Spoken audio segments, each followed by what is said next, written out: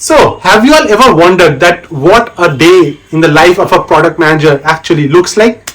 Do we really spend the whole day coding or just attending meetings, or are we actually building products? So in today's video, I'm going to share exactly what my day looks like as a technical product manager at one of the biggest enterprise companies in the world. So my day is usually going to start around 8:30 in the morning, and the first thing that I don't do is open Slack or Outlook.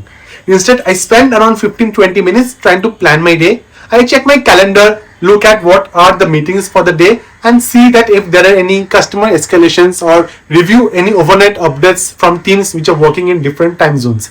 Since my company is a global company, there are a lot of discussions which happen while we are sleeping. So before doing anything else, I need to understand that what has changed overnight. And a lot of people think that product managers spend the day writing documents, and truly that's just a small part of the job. The biggest responsibility is understanding the product deeply. And for example, I work on enterprise software, which means I need to understand some things. Who is the customer? What problems are they facing? Which features are they using? Which features are they ignoring? And then why are competitors winning certain deals? So every morning I'm usually reviewing customer feedbacks, support tickets, sales inputs, and feature requests. One interesting thing is that sometimes the feature customers ask for isn't actually the problem they need solved. A product manager's job is to understand the real problem and not just correct feature requests. Next, let's talk about the meetings. And yes, there are in fact a lot of meetings that I need to attend, because everyone jokes that PM are only attending meetings, and honestly there are quite a few meetings, but they are not really any random meetings that I attend.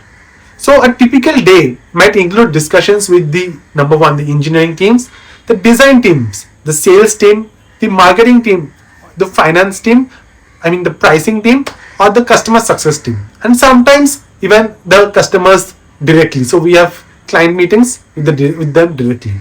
So, and the thing is that each team has a different perspective and a way of discussing and presenting your ideas to them. So engineering will ask questions like, can we build this? Sales will ask questions like, when can we sell this? The customer will ask questions like, will this feature solve the problem that I am facing? And the role as a product manager has to balance all these three questions. And sometimes saying no is more important than saying yes when you are doing this balancing thing. Next, this is probably my favorite part of my job, and thinking about the future. So what should we build next? Should we invest in AI, or what is our competitors doing? Which features should get priority? How we can differentiate our product?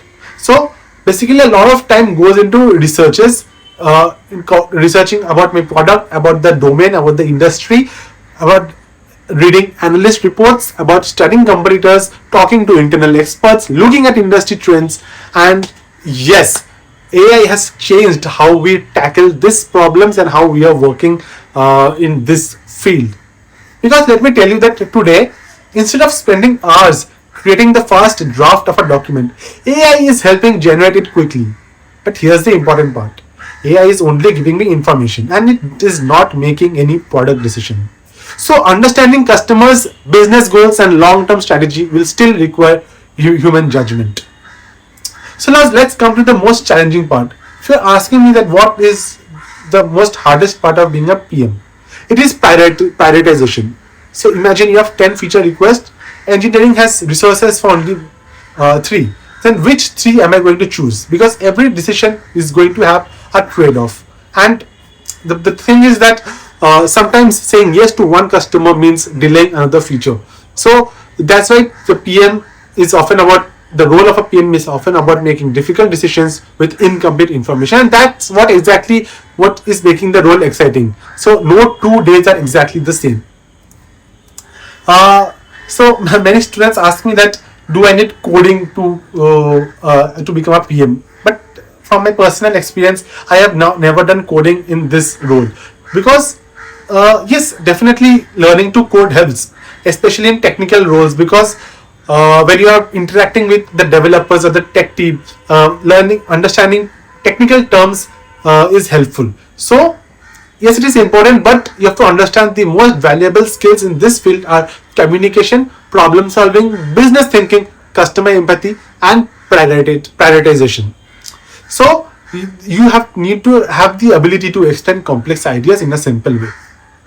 So the best PMs are not the ones who know every technology, they are the ones who understand what technology and people. So yeah, coming to the main point, once in the morning all these meetings are done, not meetings, following up with the different team, the tech team, sales team, the finance guy, this guy, then by the time it's already lunch hour, and then I'll go for lunch with my other colleagues, and over lunch I'm going to discuss what they are doing, how they are handling their product, or what are the new things that they are doing into the product, because a lot of time you learn from the way others are handling things differently.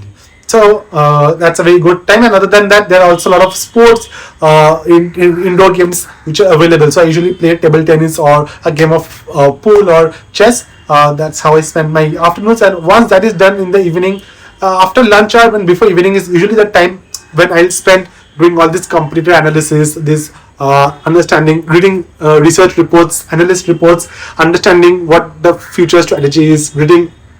So basically doing things like reading and reading reports and analysis type of work is basically what I'm doing after lunch. And then finally, since most of my teammates are situated outside India, in America and Europe, so usually my team meetings are usually at night, after evening. So once I'm back home after my office hours around say 4 or 5 p.m, I set for the meetings which starts at around 7 p.m and goes on till 9 p.m, 10 p.m. So these meetings are mostly follow-ups with my managers or with my teammates, just reviewing certain features, or maybe just going through any blockers which we have or any drawbacks which we have. So these are the things, these are the general team meetings which I have, which everyone ideally has in the morning, but the stand-up meetings for me happens at night.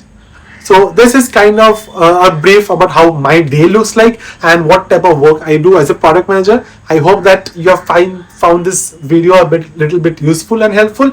If you want to know anything else, do feel free to mention it in the comment box below. And with that, do not forget to like my channel, subscribe my channel, share it with your friends, and keep following for many such content. Thank you guys. See you in the next video.